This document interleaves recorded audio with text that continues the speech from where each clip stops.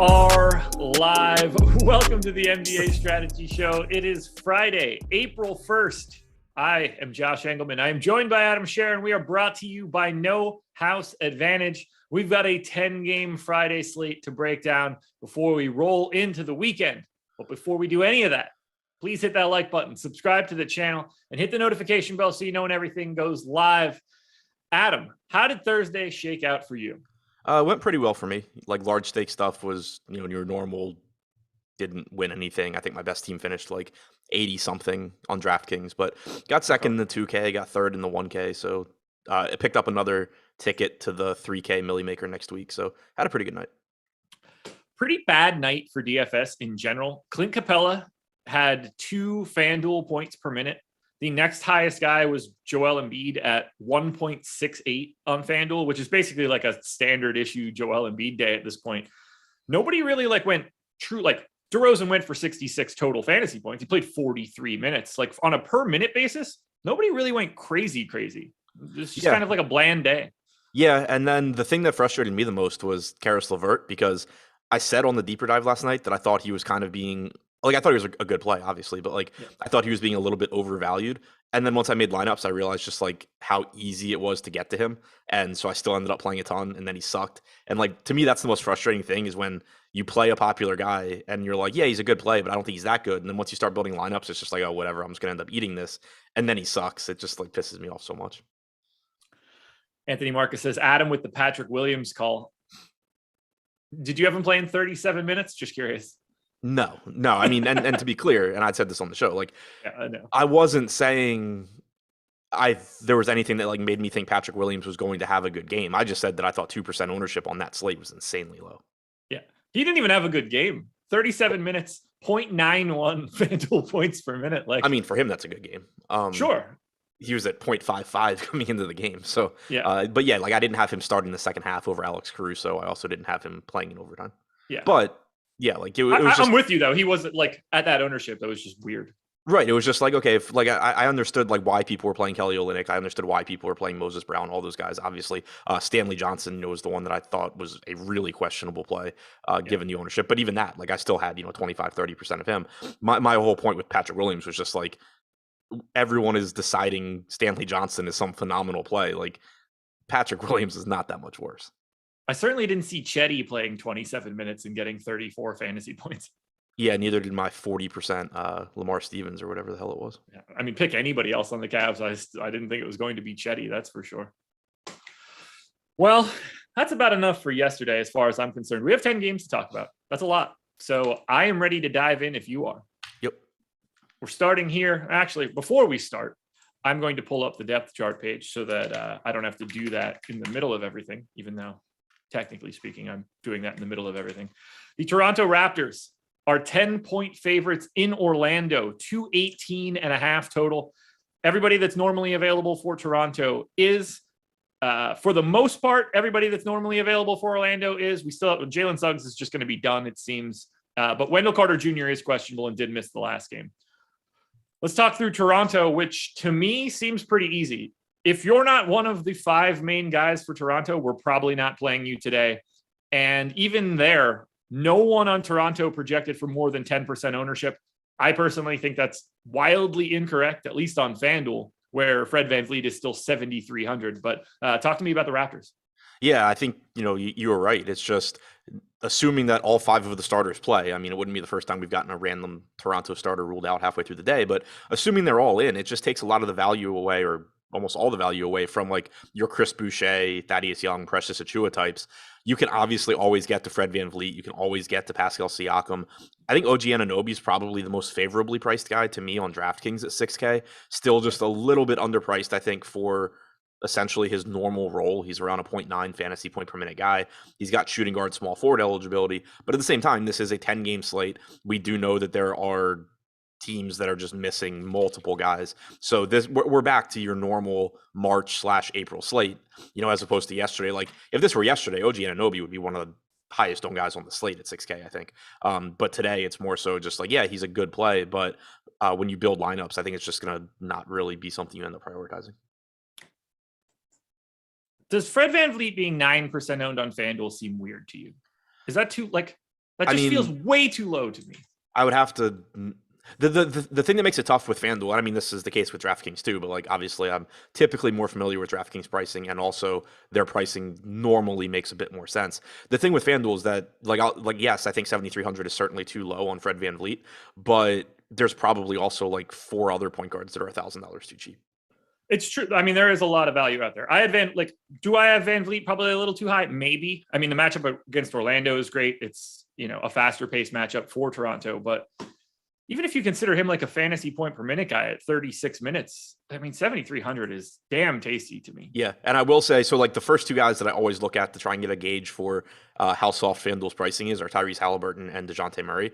Murray is at 10.8, Halliburton's at 8,400. So like those are both still pretty favorable price tags, but Halliburton had been 7,600. We had been getting Murray at 10K not that long ago. So there is a little bit bigger gap between VanVleet and those guys than I expected there to be. All right, here's the easiest part for you. 7,300 is also the price tag for Davion Mitchell. That's actually Davion Mitchell is projected for 24% ownership. Okay, then yeah, just give me VanVleet. Okay. Brandon Williams also 7,300, not getting ownership, but yeah, I'd rather flatten those to guys clarify. I think VanVleet and Mitchell are extremely similar. Yeah, but if one's going to be 3 times as popular, then I would be playing the lower owned one a lot. Makes me feel better there. All righty. Yeah, Toronto's generally easy to talk about. Obviously, Orlando's a little bit different depending on the status of Wendell Carter. But if he is in, I think the real easy thing to do is not play anyone from Orlando at all. Highest owned guy in this game is 2.1% owned Markelle Fultz on DraftKings, where he's 4,200. I don't have anything to add here. Hang on, I have a question on Toronto. Do we have a reason why Precious Achiuwa started the second half in place of Scotty Barnes? I don't. Okay. I didn't know if that was like known or something. I thought Kim Birch only got garbage run, but he apparently played a first quarter run and then never played again, which was also confusing to me. Yeah. The only reason I even noticed it was because somebody said Achiuwa's been playing good minutes, and Achiuwa was playing good minutes when combinations of OG and Trent were out. But with all those guys back, you're not getting that many minutes for Achiuwa. But I mean, I guess pay attention to the starting lineup. It doesn't. I don't even think it would make a huge difference. Like if you tell me Achiuwa is starting and Scotty Barnes is coming off the bench, I still probably don't really want to play either one. But assuming Scotty Barnes is back in the starting lineup, I would be avoiding Achiuwa. As far as feels like something happened to Barnes at the end of the second quarter. Yeah, that was kind of my guess. I didn't know if you had seen like an injury or something. No, I didn't. But yeah, so that was a weird one. I guess pay attention to the starting lineup, but I don't think it makes a huge difference there. As far as the Orlando side goes, I'm with you. Prices have come up because they have been shorthanded for a while. Like Suggs being out increases the ceiling for Cole Anthony and Wagner and everything. But the thing you have to keep in mind too is that Orlando's not trying to win games. We've seen at least twice now where they are in somewhat competitive games in the fourth quarter and they just bench Cole Anthony because he's like their only chance at coming back. So that's, a legitimate concern. We got 21 minutes from Markelle Fultz last game. Absolutely massive game against Washington, but still 21 minutes. I mean, it's just really difficult on a 10-game slate to really want to get to him, and even at 4,200. All right, moving forward. Dallas Mavericks, 8.5-point favorites in Washington against your Wizards. Revenge narrative alert coming in here on both sides of this one. Luckily, we don't really have to do much of anything on the Dallas side. It's basically play Luka Doncic and then likely ignore the rest of Dallas. Luka is 23% owned on FanDuel, 13% owned on DraftKings, where he's 12-1. Next highest owned guy anywhere is 3.5% owned Dorian Finney-Smith on FanDuel. I don't really have anything that says that those guys should be owned even more. So how do you feel about Luka? I mean, I feel really good about Luka. He's just been taking over games recently, playing really, really well. You do have Dinwiddie back, at least as far as we know. So that's, I think, a slight negative, but still nothing that I'm overly concerned about.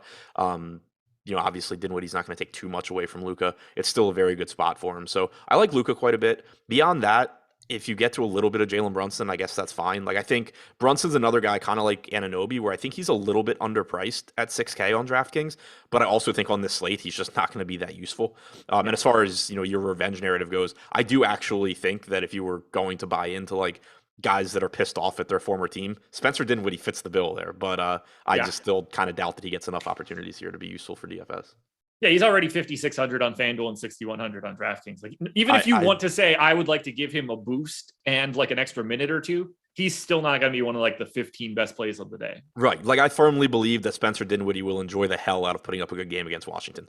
I don't think that his price is close enough to correct for that to come into play at all. Like, I don't think Luka's going to just say, "Hey, Spencer, run this game." Like, do it all. Maybe he gets an extra minute or two. Maybe he chucks up a couple of extra shots, but that's not the difference to me, at least in his price. So, per Jeremiah Johnson in chat, Barnes and Nurse and everybody were talking, and they wanted Achua to start the second half on Towns. So okay, so it was a matchup thing, I guess. Yeah. Okay. I'm surprised Barnes wasn't like all guard Towns, but that's neither here nor there. I assume that both. Well, Scotty I think he Barnes was doing that. I would assume he was doing that in the first half, and it was not going well. Yeah, maybe. I don't know. I would just expect Scotty Barnes to be like, "No, I'll guard him. We're similar." Yeah, I mean, like, I don't know who was guarding him in the first half, but I do think Towns was torching them. Well, I'm sure he was. He's really good. Yeah. I'll say, like, I don't think Precious Achua is really the answer there either. But no, not at all. All right. So we're in agreement. Nothing else here for Dallas. We go to your Wizards, and they might look just as shitty as the Orlando Magic today. Highest owned guy on either side is $4,500 Rui Hachimura on DraftKings. I mean, I think like Corey Kispert's okay because he's shooting guard small forward at 4K, but to me, there's not a single priority anywhere here. Porzingis is 9K. I mean, maybe he wants the same situation, but he doesn't strike me as the guy that's going to stick it to Dallas. So I'm ignoring your Wizards. Yeah, I don't know. Like, and I'm sure Porzingis would like to have a good game, but he's even said that this feels different to him than when he played New York for the first time. And also, I think that there was just like Dinwiddie, I think really feels like he has a chip on his shoulder, how things went in Washington. Porzingis, I think, is kind of just like, I like the fit in Washington. I'm happy to be here kind of thing. So yeah, I mean, I'm sure he'd like to have a good game, but also one thing to keep in mind with Washington that, does make them a little bit riskier. They were officially eliminated from the postseason yesterday. So I don't know that changes anything. I don't necessarily think that it does, but just keep that in mind. Like, if you start seeing the Porzingis scratched type news, just keep that in the back of your mind that Washington officially has nothing to play for except for a loss now. There it is. But yeah, to your point, like, like Porzingis has a really high ceiling, assuming he still plays. Rui is fine, but nothing that really stands out because we have finally started to see pricing move up a little bit. But even more so than that, it's just that you have teams that, like, there have been a lot of slates recently where Washington has offered the value where it's like you can't really pinpoint which guy's going to do well, but there's like 8 guys that are a little bit underpriced. On this particular slate, being a little bit underpriced isn't going to make you a priority. The regular old like baseline rates I have for these guys, they're just not good. 0.75, 0.65, 0.83, 0.81, 0.81, 0.8, 0.9. The only guy that's like actually good on a per minute basis is Porzingis. I guess we could count Gafford too, but he doesn't exactly play a ton. So it's just like a bunch of guys that aren't very good at DFS too. Doesn't help. Yeah. And I mean, as far as Gafford goes, he's another one where like at 3,600, if he gets to 18 minutes, he's probably going to do fine. But I just think you're going to find a lot of better plays on this slate. Yeah, it certainly wouldn't surprise me if Daniel Gafford was the starting center today. Right. Yeah. Like if at which point he's very interesting at 3,600. My guess is that Porzingis gets the Dallas game and then they reevaluate if Porzingis is playing the rest of the year. Yeah, I have a hard time thinking he wants to sit here. All righty, schedule for the rest of the day coming up at noon, 12 p.m. Eastern time. The Fan Up NBA show. We've got the NHL strategy show coming at 2:00. Locks before lock at 4:15. NBA deeper dive at 4:45 and the NBA live before lock show at 6 p.m. We also have free content today. NBA player rankings are free. NHL player rankings free as well. Game number 3. Woof. The Indiana Pacers are 15-point underdogs in Boston. 224 total. And just to make this one really easy to talk about, Indiana has a Q tag on O'Shea Brissett, Goga Batadze, Isaiah Jackson, and Malcolm Brogdon. Malcolm Brogdon wearing a Q tag like a scarlet letter on a day-to-day basis. No one's getting any ownership, but a lot of that has to do with Q tags. Let's start here because I don't think that anybody any of those guys being in or out matters to Halliburton or Hield. Do you like either one of those guys just in general? I mean, I think Brogdon matters a little bit to Halliburton, but Sure. either way, at I think 9,400 on Brogdon's draft, just done. what'd you say? I think Brogdon's done. So do I. I don't really know why they keep putting him on the injury report. And as far as Indiana in general, somebody a few minutes ago in chat was like, everything's going to change. Why bother doing a show at 10 a.m.? For the most part, like, yeah, stuff's going to change, but you're still talking about a lot of relevant stuff. As far as Indiana, I mean, it's absolutely most things we say about Indiana are just at this point going to be pointless at 10 a.m. every day because they keep listing half their team as questionable. But I'm with you in assuming that I just assume everybody else actually is questionable and that they're just lying about Brogdon.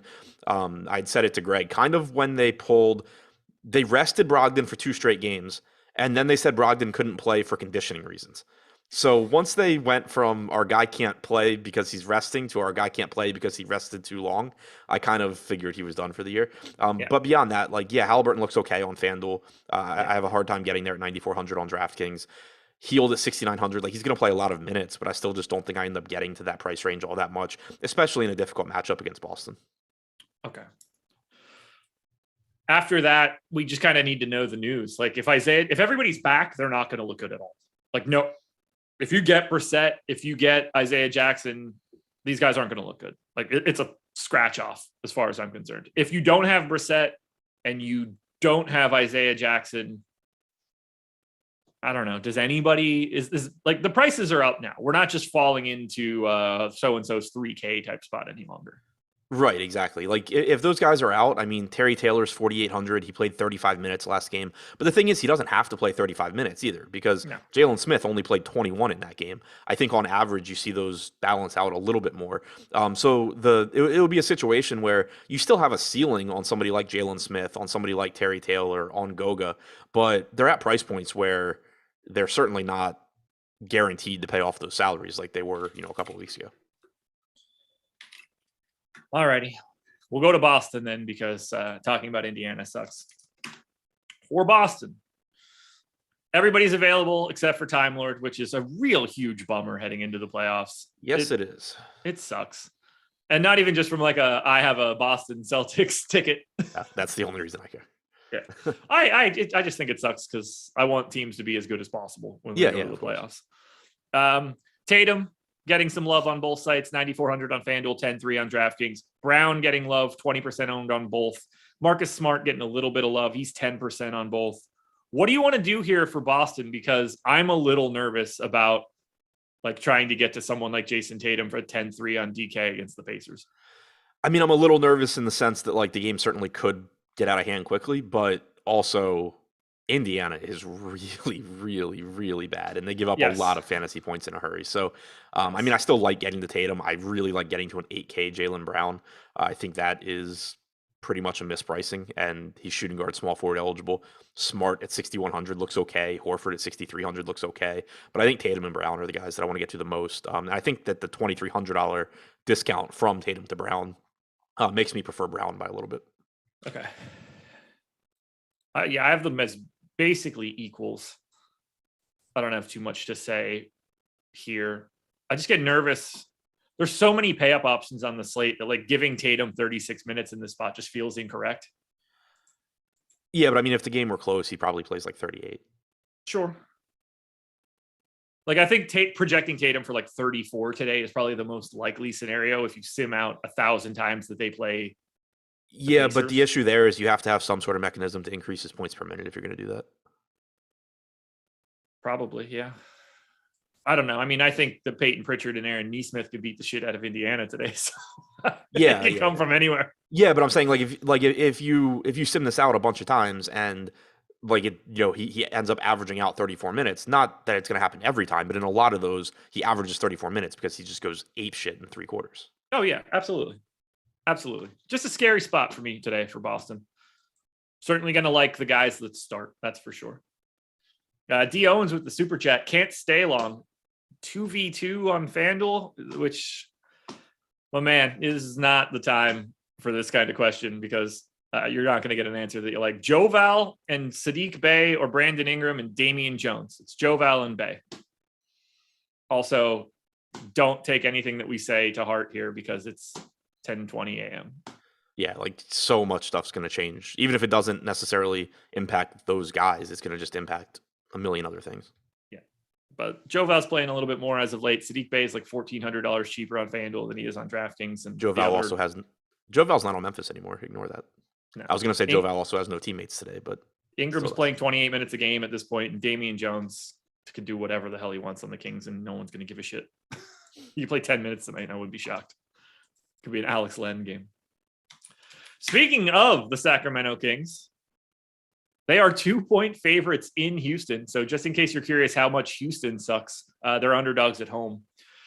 Davion Mitchell, very much pulling some ownership on FanDuel at 7,300. Harrison Barnes pulling some ownership on FanDuel at 5,300. Trey Lyles pulling ownership on both sites, but 18% on FanDuel. And then we get Damian Jones for 5,500 on DraftKings in double digits, 53 on FanDuel. Unfortunately, I think we got to get to a little bit of Sacramento here. Yeah, no real question about that.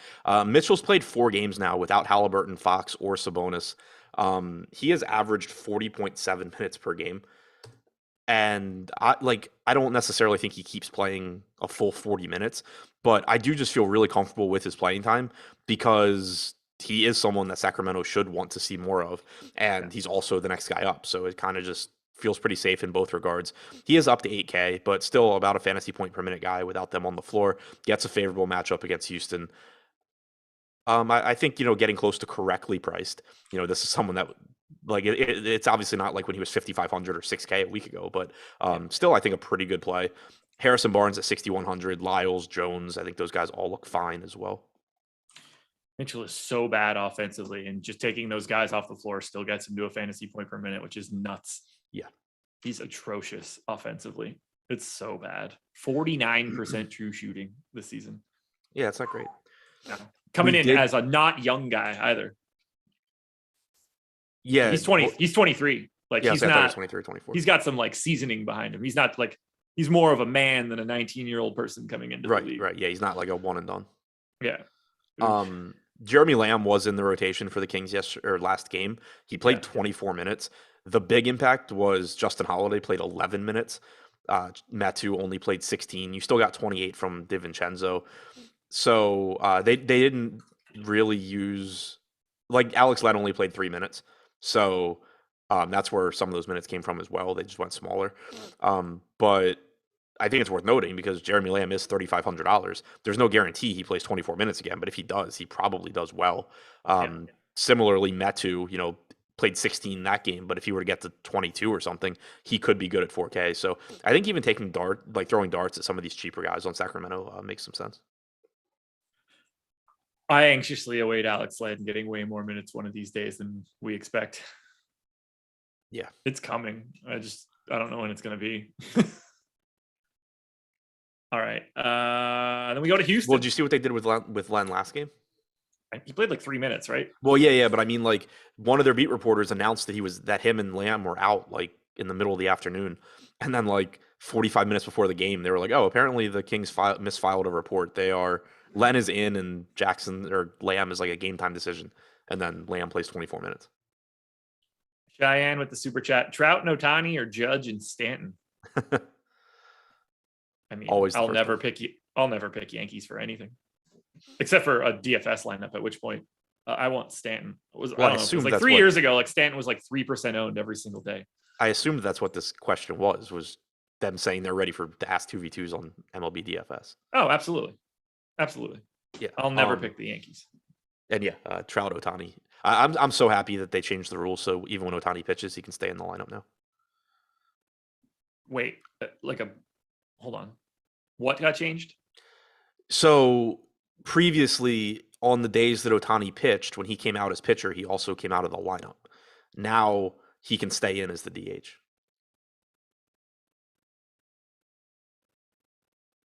Wait, are you talking about from a DFS perspective? No, I'm talking about actual baseball. I'm happy that now on days Ohtani pitches, he's not coming out of the game he's hitting for the entire game. I didn't even realize that he couldn't do that. Yeah, when he got taken out as a pitcher, they had to also hit for him. Interesting. I thought you could always stay in. I guess he can. Interesting. Good. I mean, that's better. That makes way more sense. Houston, no Eric Gordon, no Dennis Schroeder, who might not even be in the league next year, and then no Christian Wood. So we still have a Q tag on Şengün. He's 5,700 on FanDuel, which looks good. He's 6,900 on DraftKings, which looks less good. How many minutes are Jalen Green and Kevin Porter Jr. playing? That is the real question. Probably a lot. So the Şengün status is really important for a couple of reasons. For one, obviously, it matters for Şengün. If he plays, he looks great, I think, on either site, regardless of price. If he's out, not only does that open up the minutes for some combination of Garuba and Bruno Fernando. Garuba played almost 26 minutes last game. Fernando played 22. Fernando obviously had the much better fantasy game, but that was also like an absolute floor game for Garuba, who, at least in a small sample, has not been a bad fantasy producer so far this year. So it would obviously open stuff up there, but also for Kevin Porter and Jalen Green, because when you just take out Christian Wood and replace him with Şengün, you're not really getting a bump in terms of rates or production for Porter and Green, because Şengün is also a high usage guy that, you know, can make plays and all of that. When you replace, if Şengün is out and you're replacing Christian Wood's usage with some combination of Garuba and Fernando, that's a nice bump for Kevin Porter Jr. and Jalen Green as well. Do you have any lean on Şengün? No. Yeah, I didn't think so. I don't know what to do with this team. Can you imagine going to this game? Yeah, that would probably not be very expensive. No. It's just gross. Yeah. 24 minutes from Josh Christopher last game, 24 minutes from Kenyon Martin Jr. Deshaun Nix was in the rotation for 18 minutes. Yeah, so I mean, it's kind of, if Şengün is out, I'm more willing to take shots on guys like KJ Martin or Garrison Matthews or Christopher or Tate. It makes Green and Porter look a lot better. If Şengün is in, I think that Şengün is the priority here, and then everybody else is kind of just like a secondary option. Okay. What else we got here? Brandon Furlow. The ERAs of NL pitchers are not going to skyrocket with no DH. That is not what's going to happen. I mean, they're going to go up. Sure. ERA of everybody in the NL last year was 4.21. The ERA of everybody in the AL last year was 4.33. 0.12 runs is not a skyrocket. It's a 2% increase. Yeah. So let's not act like they're all of a sudden the NL is just going to have 5 ERAs across the board. Of course they go up. Phoenix Suns, 7.5-point favorites in Memphis, 229 total. We'll get to Memphis in a second. For Phoenix, we get Cam Johnson back. We get JaVale McGee back. No one on Phoenix is north of 10% ownership. Highest owned guy is Chris Paul on FanDuel at 8,100. When I look at Phoenix, I think if Booker, Bridges, Paul, or Ayton are my last guy in, it won't even look weird to me. Otherwise, nothing here is a priority. That's how I see it as well. Like, you're not upset about playing any of those guys, especially Booker, Paul, and Ayton. They all produce at high rates. They all have really high ceilings, but they also all are pretty much correctly priced here. Bridges obviously doesn't produce at near the same rate as those three, but he also plays 1 million minutes. So at 5,700, you could certainly see him as the last guy in. But yeah, no priorities, but really with Booker, Paul, Ayton, I think just guys that can make some sense as lower owned, contrarian pieces in tournaments. Right now on DraftKings, we have Ayton and Booker projected around 6% ownership, Paul at about 5%. So certainly guys where, if you have popular players elsewhere in your lineup, you can throw in a Phoenix guy and still maintain a nice ceiling. Well, let's get to the real one. Let's go to Memphis. And let me get this correct as well. For Memphis, we have doubtful tags. Ja Morant is out. Killian Tilly is out. We have doubtful tags on Tyus Jones, Desmond Bane, Jaren Jackson, and Steven Adams. I don't know about you, but I am assuming that all 4 of those guys are not playing today. Same. Okay. Starting lineup for Memphis. DeAnthony Melton, Dylan Brooks, Zaire Williams, Kyle Anderson, Brandon Clark? Or do you think Conchar starts? I'll say I need to have it in front of you. So no Adams, no Bane, no Jackson, no Jones. So you're replacing everybody except for Brooks, right? Yeah, Has Brooks been starting? Yeah. Yeah. I was just drawing a blank on who the fifth guy was. Okay, so Melton, Yes. Brooks, Williams, Anderson, Clark. That's my assumption. Okay, that's my guess. Okay. Williams could be Conchar. I mean Melton, I guess, could be Culver. That would be kind of weird, but Clark could be Tillman. Right. Anderson I think Clark and be Tillman are Conchar. splitting the minutes at the 5. I agree with that. Yeah. Okay. I kind of just set up this team to basically like split minutes across the board. Like I tried to be as pessimistic as possible. I gave Melton 28. I gave Conchar 20. I gave Brandon Clark 28. I gave Tillman 20. I gave Kyle Anderson 28. I gave Santi Aldama, whoever the hell I had in at the 4, 20. Williams 28. Like I don't feel comfortable that anybody's just going to dive into a ton of minutes. This feels like an old school Memphis game, but who is the best play for the Memphis Grizzlies today? Assuming our rotation is correct. I mean, Melton at 5,200 looks great. 4K Brandon Clark looks fantastic. He's the best one, right? If Clark is starting. If he's starting, yeah, I think, especially because he has power forward eligibility. I mean, $3,100 Tillman looks good too, but yeah, I think it's probably Clark 1, Melton 2, at least as far as value goes, Tillman 3, but like all of these guys look really good. I mean, $4,100 Kyle Anderson, that small forward, power forward, is also really good. Yeah, and I mean, he can handle the ball too. Right. I mean, I don't think 3K Culver is a bad spot to take a shot either. No. I mean, like, I think Zaire Williams is meaningless today for the most part. Like, I don't mind. Clearly, I don't mind getting to him because his role is increasing by default. But I think he's very clearly the worst of the starters. Yeah, normally in situations like this, I pay a lot of attention to points per minute because I don't have a good feel for exactly how many minutes anybody's going to play. This is a situation we haven't seen this year, and it's kind of just the volatility in playing time for everybody is going to be huge. But like Zaire Williams isn't a very good point per minute guy. John Conchar is a better point per minute guy. Culver is a better point per minute guy. So I kind of think of it in terms of like, I don't have a good feel for how many minutes any of these guys are going to play anyway. At least with, Culver and Conchar, I kind of just need to get lucky on their playing time. Whereas with Williams, you need to get lucky on the playing time and then you need to actually play well.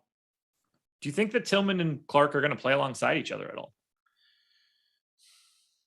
I would lean no, just because Memphis still has bodies. They still have Aldama that they can use.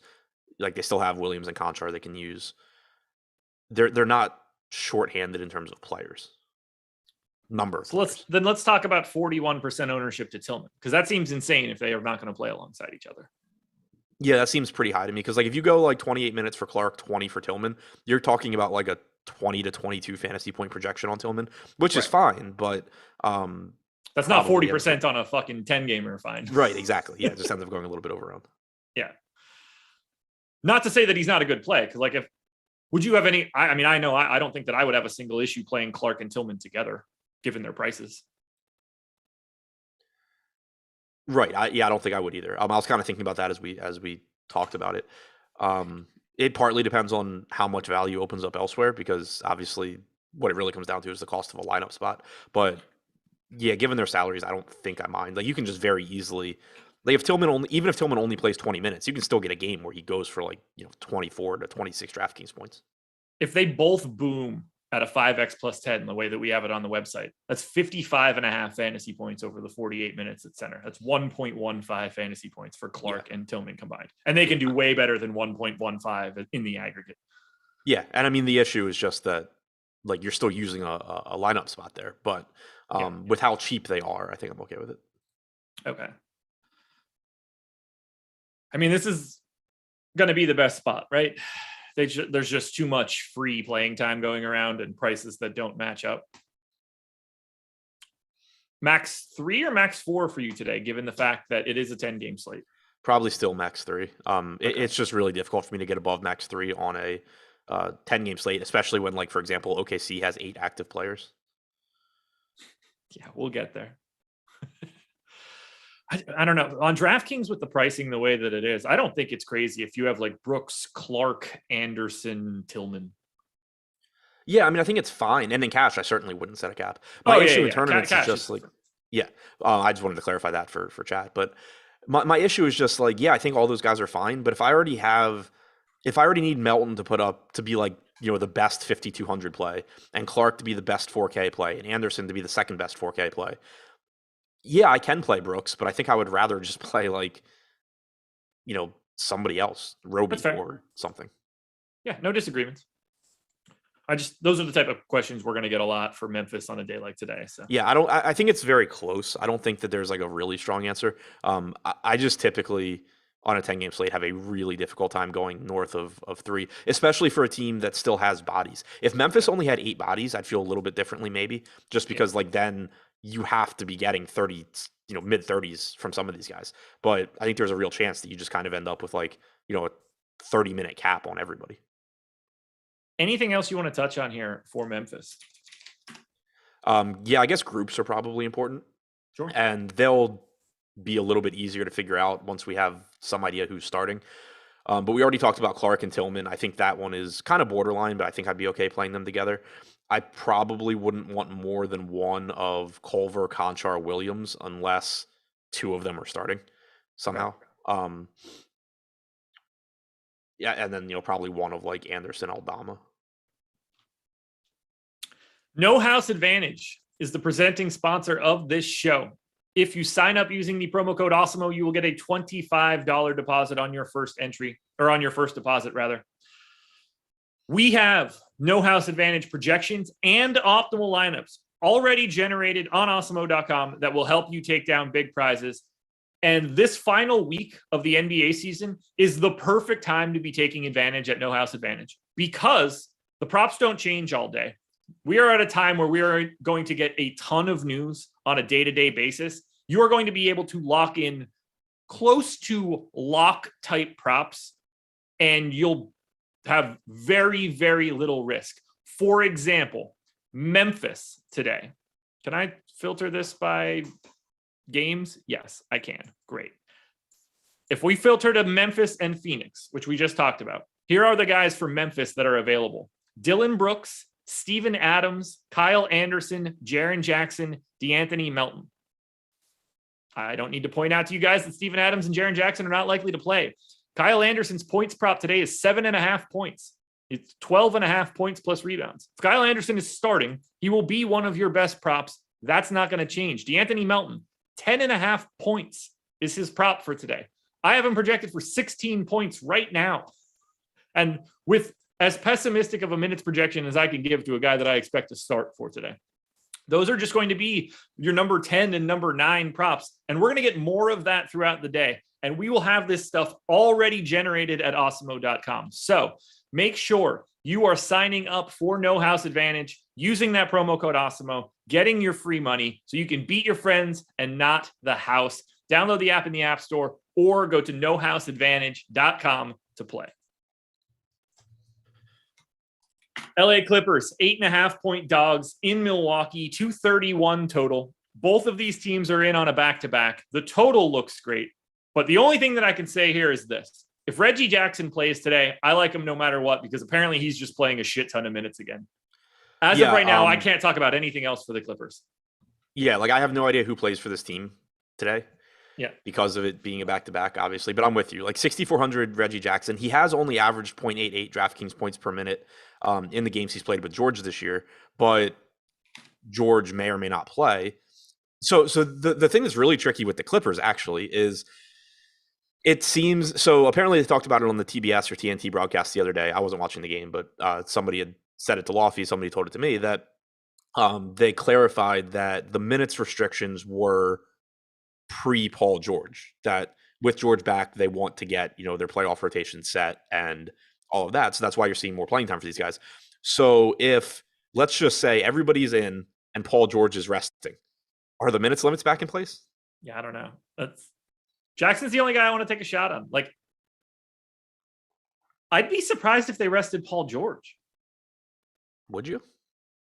I mean, if they're trying to get ready, like, he needs game time. He had an elbow injury.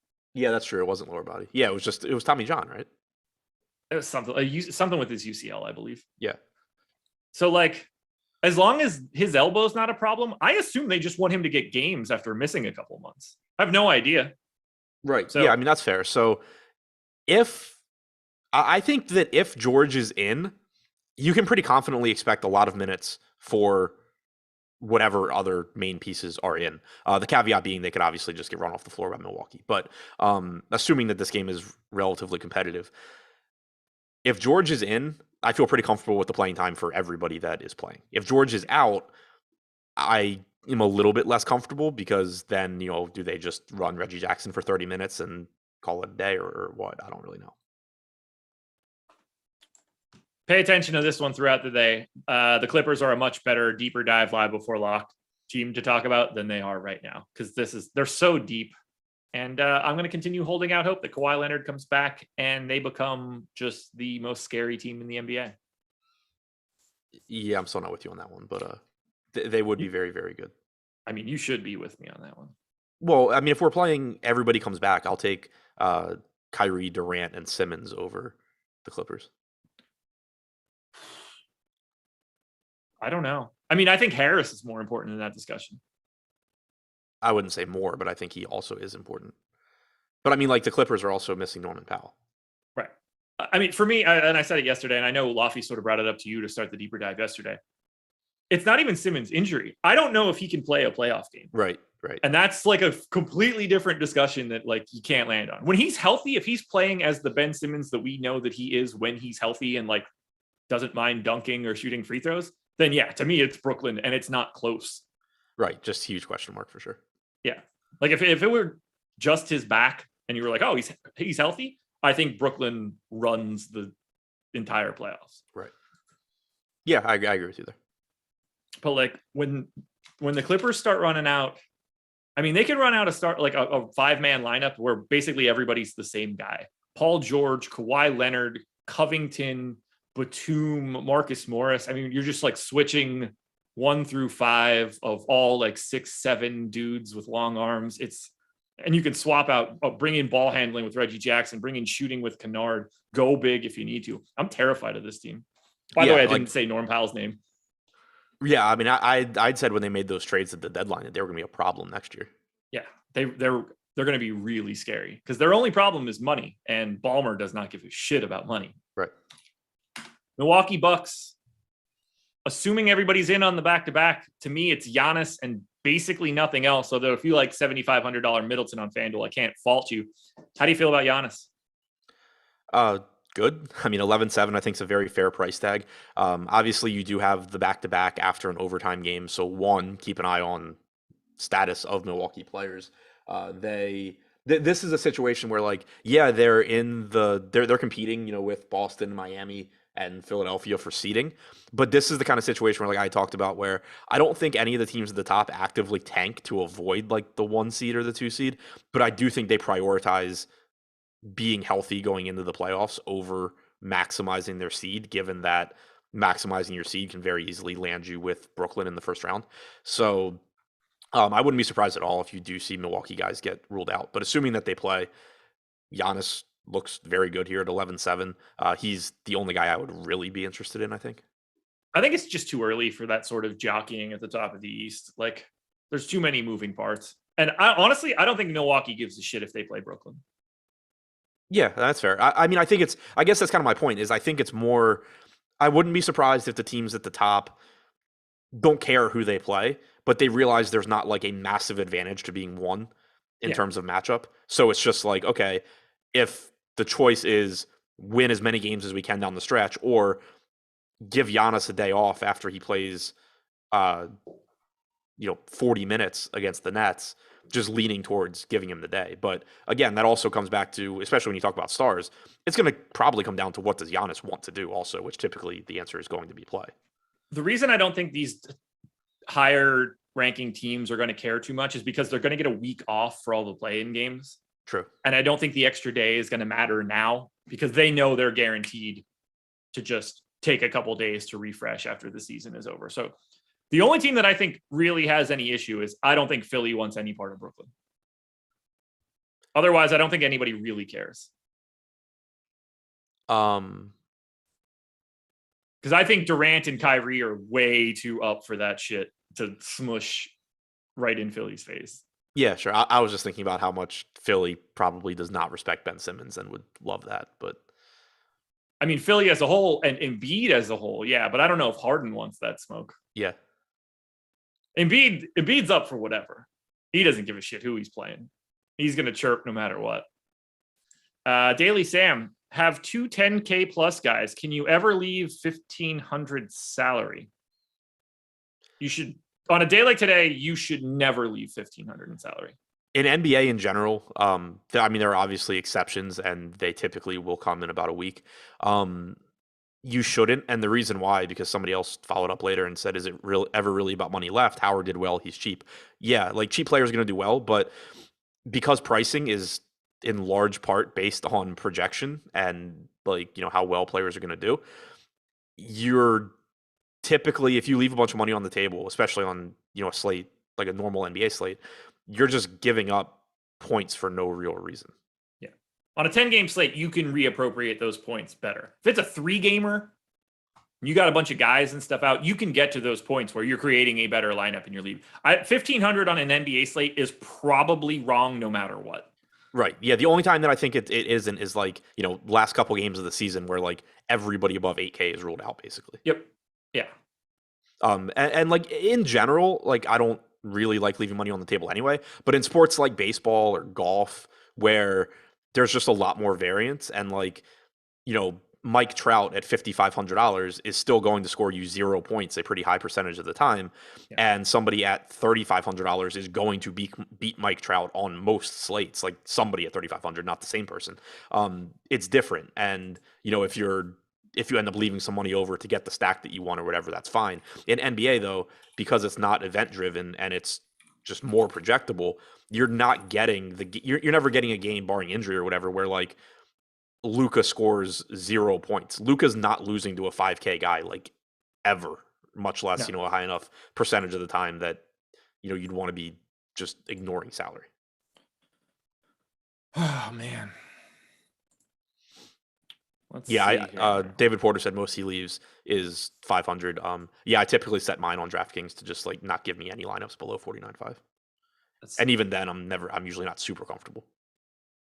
Alrighty.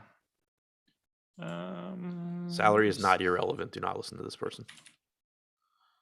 Who said salary is irrelevant? The same person that said that it's not about salary because Dwight Howard did well. Yeah. I mean, in the NBA, in the grand scheme of things, I think salary is irrelevant in that you're probably just creating a lineup that's 47-7 or 49-7 and higher. And there's no difference between 49-7 and 50K, but it's very, very, it's the most important. It's the most relevant thing. Right. And to clarify, because I don't know, it seems like people might be getting confused. I'm not saying that just because somebody is 10,300, they project better than somebody that is 9,800. I'm saying that within the entire lineup, you're going to be able to find a position where that $500, well, maybe not $500, but that $1,500 certainly makes a difference and you can upgrade. Yeah. All right, let's keep this moving. We go to Detroit. If you want to know how bad the Thunder suck, the Detroit Pistons are 4-point favorites in OKC, 220 total. Tricky spot here for Detroit. They are on a back-to-back. Marvin Bagley got hurt in yesterday's game. I'm assuming he's out. I do not know the status on Corey Joseph, who was up in the air for yesterday. This is a back-to-back. Don't know the status on Frank Jackson either. I'm going with the assumption that Bagley is just not playing. Yeah, I like Cade Cunningham and I like Sadiq Bey. And then we need to talk about what we're doing with Kelly Olynyk and if he's the guy, because I think it's very likely that he's not.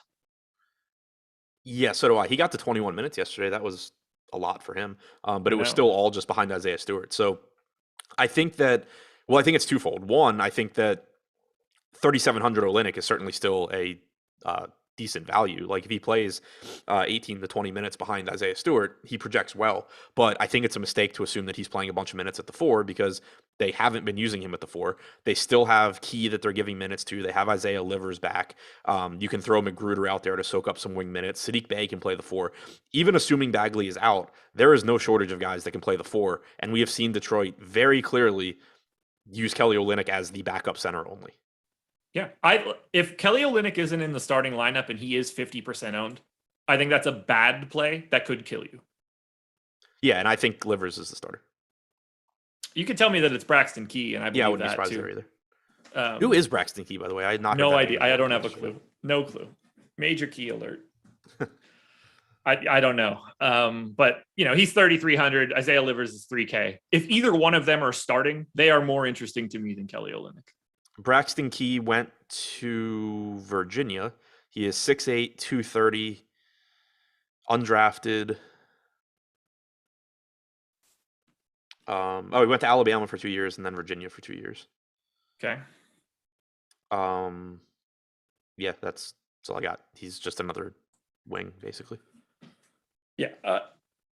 If Kelly Olynyk's starting, obviously you are jamming him clear across the board everywhere. He power forward center, 3,700 and a 1+ fantasy point per minute guy. If he's not starting, I'm terrified of the Pistons. Yeah, and that's the thing. The ownership just plays a huge role because if Olynyk is not starting, he still looks good. Like he's a good value at 3,700. If you give him like 18 minutes, he projects for, 21, 22 DraftKings points, and that's fine. But if he's getting, what did you say we have him at? 40 something percent? 51? Yeah, if he's getting 51%, I can just find other values and hope that they beat Olynyk and put me in a really good spot in most lineups. So I think it's safe to say if he's not starting, I'll end up under the field. If he's not starting, I'm not giving him power forward minutes. I don't think you should. I don't think there's a reason to. And if I did, it would be like they don't seem to care to do that. Right. Like that's the thing. It's just you have to pay attention to coaching tendencies. And Detroit has had every opportunity to give Kelly Olynyk more minutes. And for the most part, they have not. So if he's not starting, I have a really hard time thinking, especially if it also changes a little bit if Detroit rules out like multiple other guys and they just end up being shorthanded and they need Olynyk to play some minutes at the 4. But assuming for now that Joseph is in, Key is in, Livers is in, Jackson is in, Magruder is in, I see no reason Kelly Olynyk is playing minutes at the 4. Look, he and Stewart split the minutes at the 5 yesterday. The 21 minutes that Kelly Olynyk played yesterday were the most minutes that he played in all of March. Right. Every game was less than that. I do think, I want to say it's possible the last time he played minutes at the 4 was the last time that he was like random chalk because people decided that was going to happen and then they just like willed it into existence. But yeah, there's just nothing really in their rotation that suggests that they want Kelly Olynyk to play the 4.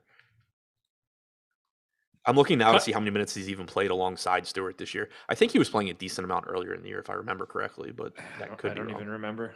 I continue to love Sadiq Bey at 5,600 on FanDuel. To me, that price is just crazy. He's getting the ownership. Buyer beware on Olynyk. Is there anything else here for the Pistons, though? Olynyk has played a total of 33 minutes alongside Isaiah Stewart this season. It is very, very hard for me to believe that today is the day that he's going to add like 10 to that. Right. As far as the rest of the team, I agree with you. Sadiq Bey's salary on FanDuel looks really good. On DraftKings at 7,200, it's fine. It's obviously a good matchup. He can play a lot of minutes. The thing that I do like about him without Grant, it's not that he becomes like a great point per minute guy. He's just shy of a DraftKings point per minute, but you do just have one less mouth to feed. Like Cade Cunningham obviously is the number one offensive option, but then it's kind of just like if Sadiq Bey gets hot, Sadiq Bey can just take over. He doesn't, he doesn't really have anybody else he needs to compete with for touches. So I think it does just kind of increase the chances of him getting to his ceiling, even if it doesn't do a whole lot for his median, point per minute projection. Isaiah Stewart at 5,200 looks okay. I assume he plays 28 to 30 minutes if he can avoid foul trouble. Hayes is decent. If Livers starts, I am interested in him at 3K.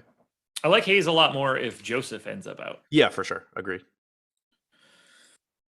And then we get to Oklahoma City, who have only 8 guys available for today. I think everybody's playable except for Jeremiah Robinson Earl. I just don't know if he can play enough to matter on a day like today. He was on a 15-minute limit last game. Yeah, I gave him 18 for today, 16. just assuming it climbs a little bit. At which point then Who's the best play from OKC? Isaiah Roby at 6,500. Probably, yeah. Like Saar looks like a good value at 3,700, but he is also only center eligible. So that hurts a little bit. He has been playing a lot alongside Roby. Last game you got 34 minutes from Roby. You got 26 from Saar. But So I I mean, assume you're just like casting a pretty big net here. yeah, because like I said, I think Roby and Saar are the top plays, but I still think Pokuševski's good. I think Teo Maledon's fine. That salary did jump another $1,100. Aaron Wiggins at 5K is not what I would consider appealing, but he is still likely to play low to mid 30s, and he averages, 3/4 of a fantasy point per minute or somewhere in that range. Krejci should play a lot. He's another one that averages like 0.7 fantasy points per minute, but is likely to give you a bunch of minutes. Same goes for Lindy Waters. So the guys I feel best about in terms of just what you're going to get, that they're going to go out there and produce at least, are Roby, Pokuševski, Maledon, and Saar. But then you're just still getting minutes for Wiggins, Krejci, Waters, to where I think they're still playable. Group wise, I would probably say I'm with you as far as just kind of ignoring Robinson Earl. I don't think that I would really want more than one of Wiggins, Krejci, or Waters in a lineup, just because all three of them sort of occupy the same role, but also all three of them are just like shitty point per minute guys. And it just seems hard. It seems difficult for both of them or two of them to have a big game. If you wanted to make that a max 2, I guess it's fine, but I think I would probably just go max 1. But as far as Roby, Pokuševski, Maledon, Saar, I'm fine with whatever. Probably capping this team at 3 as well. I think you have to. I mean, with these prices, like Roby 6,500, Maledon 6,800, Poku 7K. Like, I think capping them is a little bit easier than capping Memphis. All right, let's keep it moving now. I know that we're not going to have a ton to talk about at the closing point, but we are going to run a little long. Portland, 15.5-point dogs at San Antonio. By the way, everybody, San Antonio is the 10 seed in the West. That's how bad Portland is. That they're 15-point dogs to the 10th best team in the West. Highest owned guy is Keon Johnson at 10% on FanDuel. Nobody else is really north of 5%. So, are we getting to Portland? I mean, it should be a high scoring game, but I think it's going to be high scoring more so on one side than the other. I'm not really that interested in the pricing on Portland. Like, they've gotten really expensive. So it's not that like Eubanks can't do well at 7,800 or Williams can't do well at 6,900. It's just that there's a lot of spots that I like a little bit more. Greg Brown started the last game. I have absolutely no idea if he starts this game. That's kind of been a rotating spot. It was Chris Dunn, then it was Elijah Hughes, then it was Greg Brown. So I don't really have any idea. Brown played 27 minutes last game. If he starts, he looks okay at 4,200. But I don't know, not much standing out here when you have Memphis and when you have OKC. Yeah, the prices are already up enough, and these guys are bad. So Reggie Perry's the backup center now. He's a small forward on DraftKings, which is always fun to see. And then we go to San Antonio. DeJounte Murray is 10,800 on FanDuel, 11,400 on DraftKings. To me, very clearly the best option from the Spurs. But they tightened their rotation up a little bit this last time out, and I was a little surprised to see it. They kind of did the same thing in the game before that, but 30-plus minutes to Murray, Johnson, Purdle, Vassell, and Josh Richardson. Does the change in rotation change anything for you for San Antonio? And then how do you feel about Murray? I find it pretty interesting just because you had Lonnie Walker back. He still played 13 minutes. Primo only played 15. But the Spurs are right now tied with the Lakers for the 10 seed. So, I mean, it makes sense for them to be tightening their rotation, assuming that they prioritize making it to the play-in game. So, yeah, I mean, Murray, I agree, clearly looks like the best option. Really, really good matchup. Really, really good player, all of that. Jakob Purdle's in a really good spot at 6,800. I think he's one of my favorite mid-range centers because Portland, not only is it just a small front court, a bad front court, a lot of rebound, a lot of defensive rebounding opportunities from a team that cannot shoot, but they're also turning the ball over a lot. They're getting blocked a lot. Like, it's kind of like what an NBA player would do against a random team from the YMCA whenever people play against Portland. So it makes Purdle look better. Keldon Johnson and Devin Vassell, I think both still look decent. Richardson at 4,600, I think is kind of a tough sell on this slate, but like you said, he did play 30 minutes last game. God, it's nuts. Yeah, I'm happy to get to Vassell. I'm happy to get to Purdle, but 10-8 for Murray on FanDuel is the spot that I'm looking at most. He's just playing great, crazy. I haven't looked, but anecdotally, it seems like Portland's just giving up a shit ton of defensive stats to centers or to bigs recently. I think they're giving up a shit ton of stats to literally everybody. Yeah, it's just one of those things that like I think it's just that I've been in situations recently where like teams are chasing me with a center facing Portland, and it's just like I see like their points and rebounds, and I'm like, oh, they're doing well, but not that well. And then I see that they have like 12 points off of stocks also, like every time. Chad is incredible. Portland has the second worst defense in the league over the past 2 weeks, 126 defensive rating. That's only 1 point better than the Lakers, which are dead last. So we'll talk about them in a second. Minnesota Timberwolves, 3.5 point dogs in Denver, 236 total. This one to me is pretty easy. Everybody's in for Minnesota. Edwards, 20% owned on FanDuel, 11 on DK. Towns, 20% owned on FanDuel, 10% on DK. Russell, 20% owned on FanDuel, 10% on DK. I like those three guys quite a bit, although Towns for 9,600 on DK probably priced correctly. These are more FanDuel plays to me than DK plays, but those are the three guys I want, and I probably don't want much else from the Wolves. So I was still looking at Portland stuff. Actually, over the last month, Portland's in the bottom 10 in blocks allowed to opposing centers. So not something that matters for DFS. I was just kind of curious based on what it had seemed like, but yes, I just happened to look at the right times. As far as Minnesota goes, yeah, I'm with you. Just I think there's a little bit of value across the board. Like Towns at 9,600 is cheaper than he probably should be. Same goes for Edwards, Russell, Beverly, Noel at 3,400. But I don't think that they're true priorities on this slate, just because mainly Oklahoma City and Memphis and potentially Houston exist. But still getting to a good amount of, Towns, Edwards, Russell, Beverly collectively, I think makes a lot of sense. Do you have a preference between the three? Whoever fits in my lineup. I think they all look pretty similar relative to salary. Okay. And I would add Beverly into that as well. I generally prefer Edwards. Are you reading into the Beverly minutes lately? I didn't look at the scores or anything. I just know that for his past 3 games, they have been down. I know 2 games ago, he didn't play in the fourth. Last game was a blowout, but he also hadn't subbed back in the fourth. But I don't know if he would have come in by then yet anyway. Jalen Noel just played a lot of minutes in both games. I wouldn't play Noel and Beverly in the same lineup. Okay. I wouldn't play Vanderbilt and Prince in the same lineup either, if you're playing Prince. Are you playing anyone on Denver that isn't Jokic? By the way, Will Barton and Aaron Gordon starting to play a little bit more.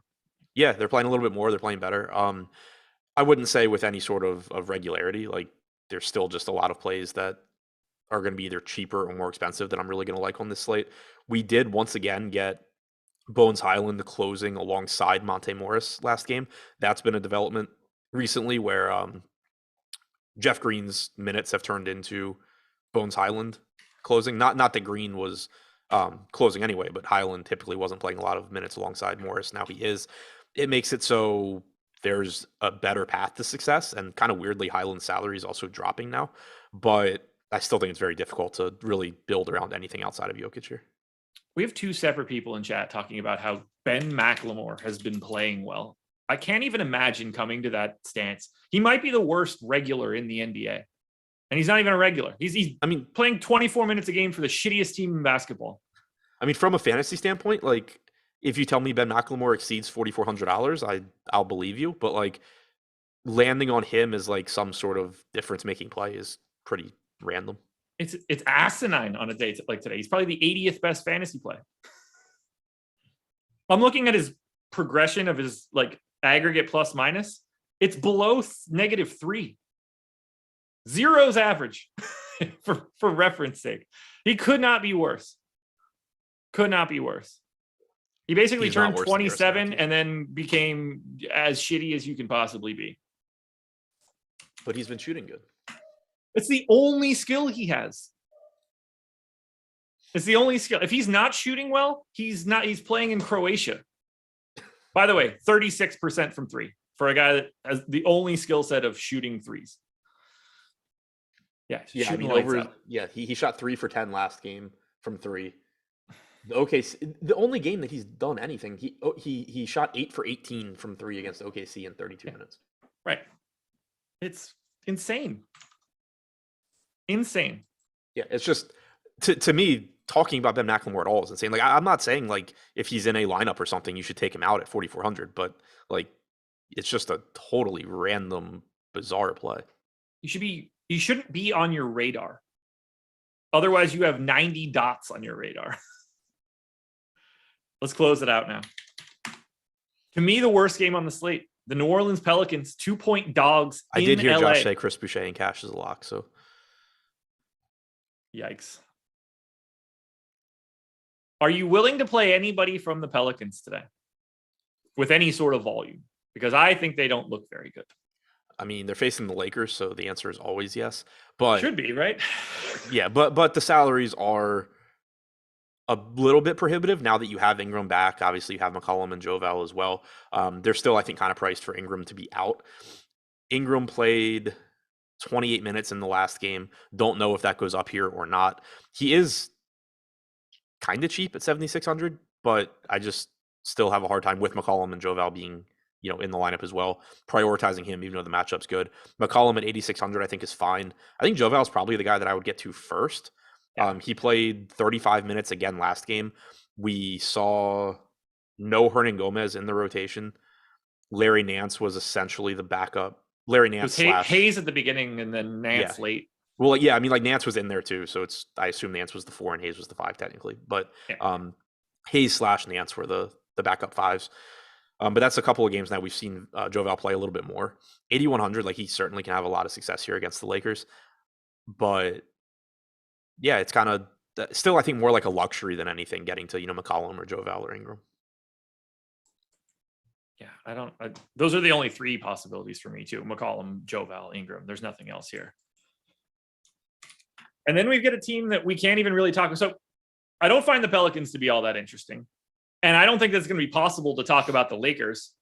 If everybody's in, it's pretty easy. You just don't play any of them.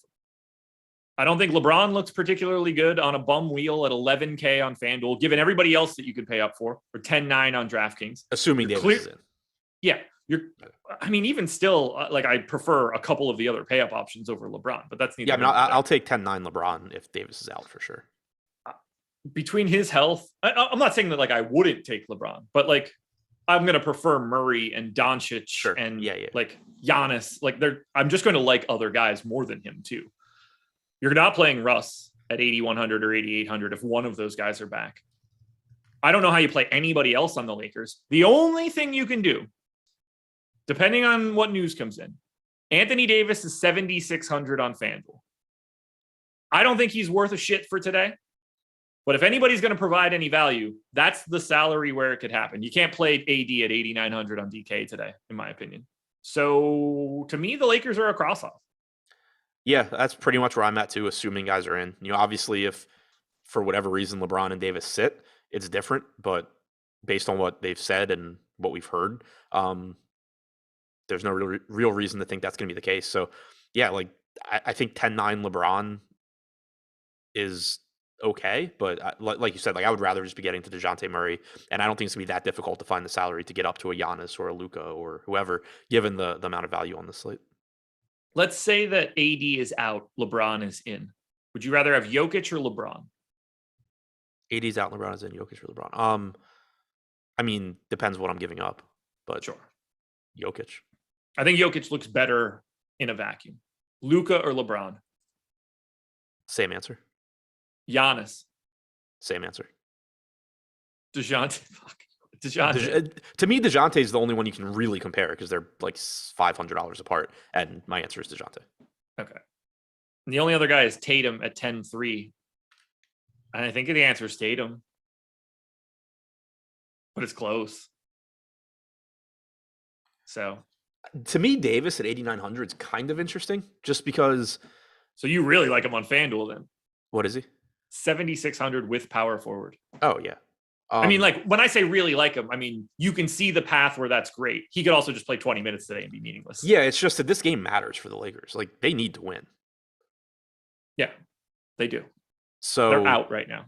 Right. So like I have a hard time thinking that they are putting any sort of like let's be cautious with Anthony Davis limit on him. I think it's probably like, hey, if if this is hurting, like come out, but Yeah. otherwise go play as much as you can. And he's at a price tag where even if you assume he's not going to be 100%, you are getting a pretty nice discount there in a pretty good matchup.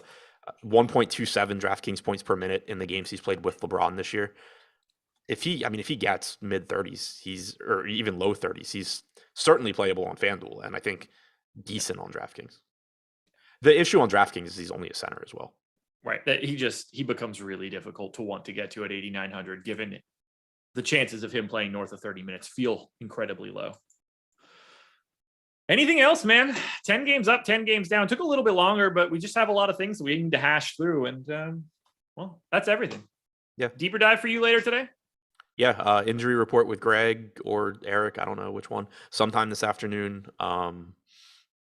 Tournament plays videos after that, and then deeper dive with somebody. It's Laffy.